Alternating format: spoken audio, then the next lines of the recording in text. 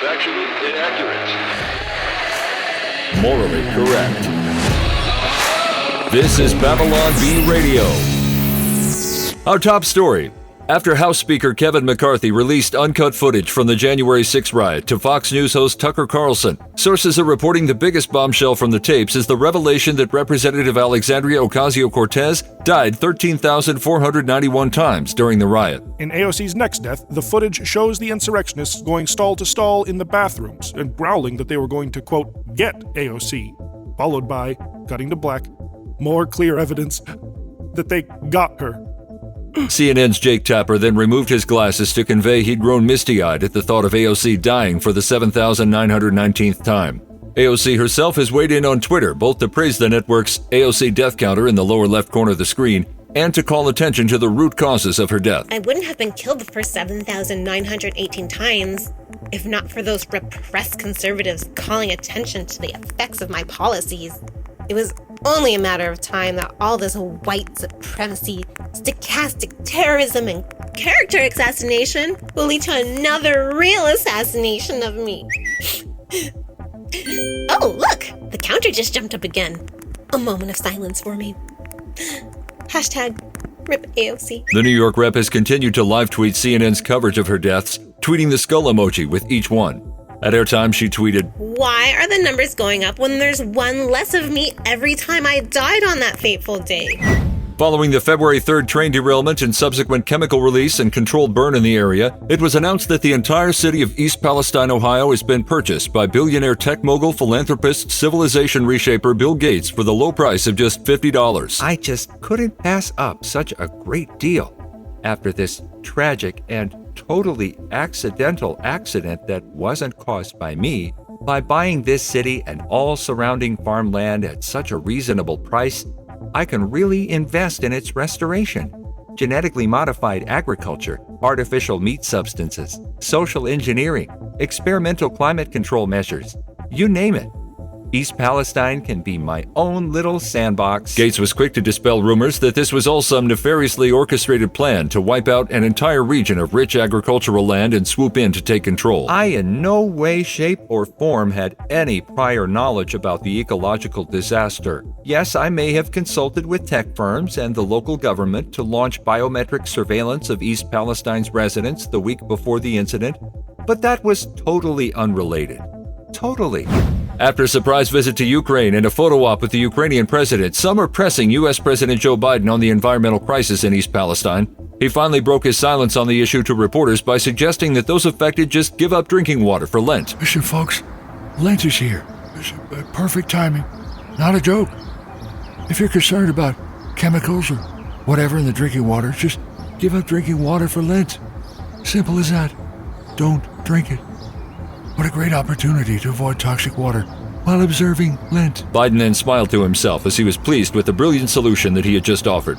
Sources close to Biden say he also plans to give up something for Lent, although no one knows what it is since he said he plans to give up flibberblorfsaprefler. That's right, 40 days without one single sniff of flibberblorfsaprefler.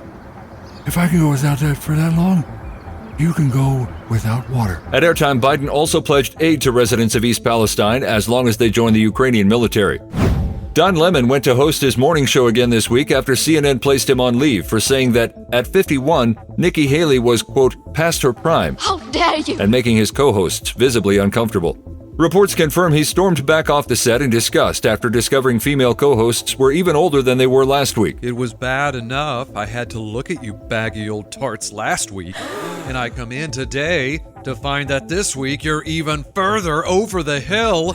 I literally can't even. Lemon tore off his lapel mic and mopped his brow under the hot lights before storming back off the set. Sickening! Reports confirm that producers and staffers attempted to intercept Lemon, who's 56, but say he was, quote, smashing through the studio like a rhino and interrupting their feeble attempts at interference. Mr. Lemon, we understand. Yes. Disgusting. Yes, I know, sir. Face. They are God. awful to look at. Gross. Yes, sir. Ugly. We're sorry you had to see these old women. Oh, Mr. Lemon, we can assure it Oh. doesn't happen again. We apologize. gross. So sorry you had to look at their wrinkly old faces. so old. Please forgive us. At airtime, eyewitnesses say Lemon had collapsed in a heap in the parking lot when he was asked for his staff badge by a 54-year-old female parking attendant. A local man was struck with the sudden concern that he may in fact be gay after the suitcase he was checking at the airline ticket counter was found to exceed the 45-pound weight limit for checked luggage. How could I possibly need to pack that much? Unless, why on earth should I have this many perfectly matched outfits for a simple weekend trip? You don't think I could be,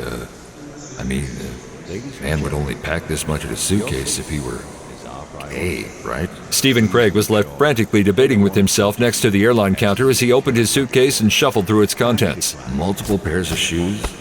Why? Why should a guy like me need more than one pair of shoes for a trip? And what's this, a blow dryer? Dude, why should I pack a blow dryer? Hold on, Why is my toiletry bag so heavy? oh no, do I have moisturizer? Oh, no, please, please, please, no. Craig then grabbed handfuls of clothing from his luggage and threw them in a nearby trash can, desperately trying to make his suitcase lighter and reassure himself of his lifestyle choices. Craig's suitcase then weighed in under the required limit and he was allowed to board the flight. Witnesses said a second wave of doubt washed over him shortly before takeoff after the man in the seat next to him mistook his shoulder bag for a purse. The Prime Minister of Japan has admitted that sushi was a giant prank by the people of Japan to see if they could get people to actually eat raw fish. Historian Nakatomi Hinode says the joke reportedly started in 1974, hatched by the Japanese Prime Minister's chef during a visit by President Gerald Ford. Just for giggles, the chef put piece of raw fish on Mr. Ford's plate. Say it was Japanese tradition to eat that way. To everyone's shock, Mr. Ford proceeded to take huge bite of raw tuna. The Prime Minister had to leave the room as he couldn't hide his laughter. Thus, sushi was born. Ever since the prank's inception, Japanese chefs have taken delight in creating progressively more disgusting creations to see what people will eat. It's insane. We can roll up raw fish, in literal seaweed, and then call it a dragon roll, and people will eat it. The other day, one of the other chefs dared me to put fish eggs on top of raw squid and call it Emperor's Delight. 12 people ate it. Oh man, I was gagging behind the counter just watching them. The Japanese people also admitted they came up with the idea of karaoke just to watch people make idiots of themselves. Town officials are concerned after receiving multiple complaints from faculty at Galilee School for the Blind after Jesus of Nazareth apparently went on a healing spree, decimating the school's enrollment. We were set to have an all-time high in our number of students enrolled. Come to find out, this carpenter from that Nazareth ghetto of all places strolled through Capernaum and started healing blind people, left and right. We've got less than half of our original enrollment now. How am I supposed to pay overhead costs when I have hardly any students? Witnesses throughout the town said Jesus arrived with his group of disciples late in the morning at the beginning of the week and quickly drew a large crowd, with people shouting, I can save! The school was reportedly looking into taking legal action against Jesus for causing financial harm to the institution, but there is no law against healing blind people unless it takes place on the Sabbath. Jesus and his disciples have since moved on to another town with rumored plans in place to set people free from problems even more serious than blindness. B Radio features officially curated content from the Babylon Bee. Scripted, voiced, and produced by Austin Robertson. Additional voices in this episode from Bettina, James, and Sam. Don't miss an episode. Subscribe to B Radio on YouTube, Spotify, iHeart, or wherever you get your podcasts.